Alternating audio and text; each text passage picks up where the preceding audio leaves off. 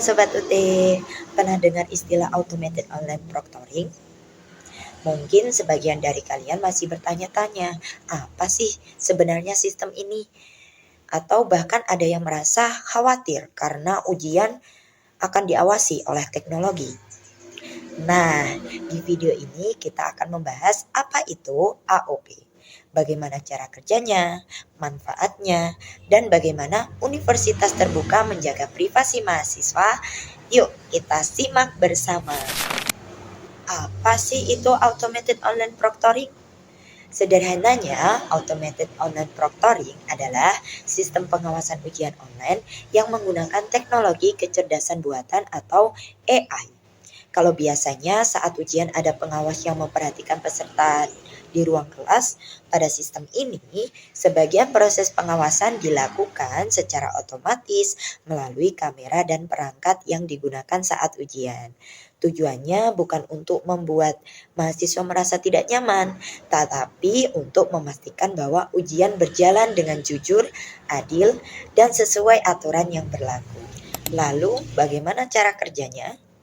Jadi, sebelum ujian dimulai, mahasiswa biasanya diminta melakukan verifikasi identitas, misalnya dengan menunjukkan wajah ke kamera atau mengikuti prosedur yang telah ditentukan.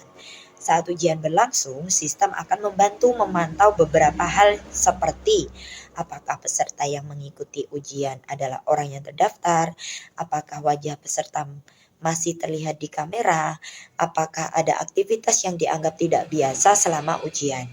Jika sistem mendeteksi sesuatu yang perlu diperhatikan, aktivitas tersebut akan dicatat sebagai laporan. Yang penting untuk dipahami, sistem tidak langsung menuduh seseorang melakukan kecurangan.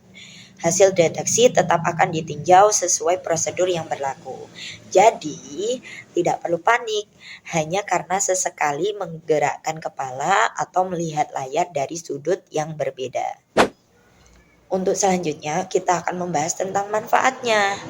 Lalu, kenapa universitas terbuka mulai mengembangkan sistem seperti ini?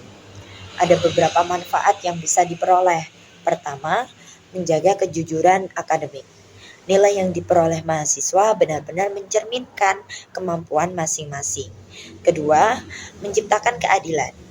Mahasiswa yang sudah belajar dengan sungguh-sungguh tentu ingin hasil ujian dinilai secara fair tanpa adanya kecurangan dari pihak lain.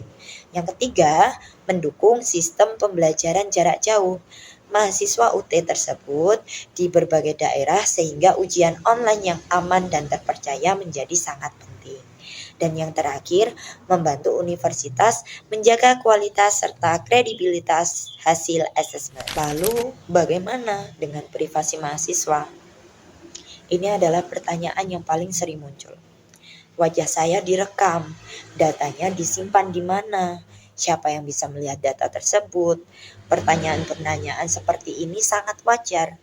Karena itu, universitas terbuka perlu memastikan bahwa data mahasiswa dikelola dengan aman dan hanya digunakan untuk keperluan pelaksanaan ujian. Akses terhadap data juga dibatasi hanya untuk pihak yang berwenang, sehingga penggunaan data harus mengikuti kebijakan perlindungan data dan aturan yang berlaku. Dengan kata lain, tujuan sistem ini bukan untuk memata-matai mahasiswa, melainkan untuk menjaga proses ujian agar tetap jujur dan terpercaya. Jadi, bagi mahasiswa jangan langsung menganggap AOP sebagai sesuatu yang menakutkan. Kenali terlebih dahulu cara kerjanya, ikuti simulasi jika tersedia, dan pastikan perangkat yang digunakan sudah siap sebelum ujian.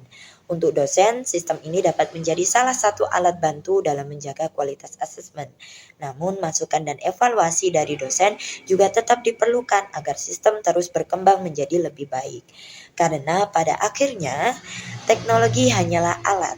Keberhasilan penggunaannya tetap bergantung pada manusia yang menggunakannya. Teman-teman, automated online proctoring ini adalah salah satu inovasi yang hadir untuk mendukung pelaksanaan ujian daring yang lebih adil, aman, dan terpercaya.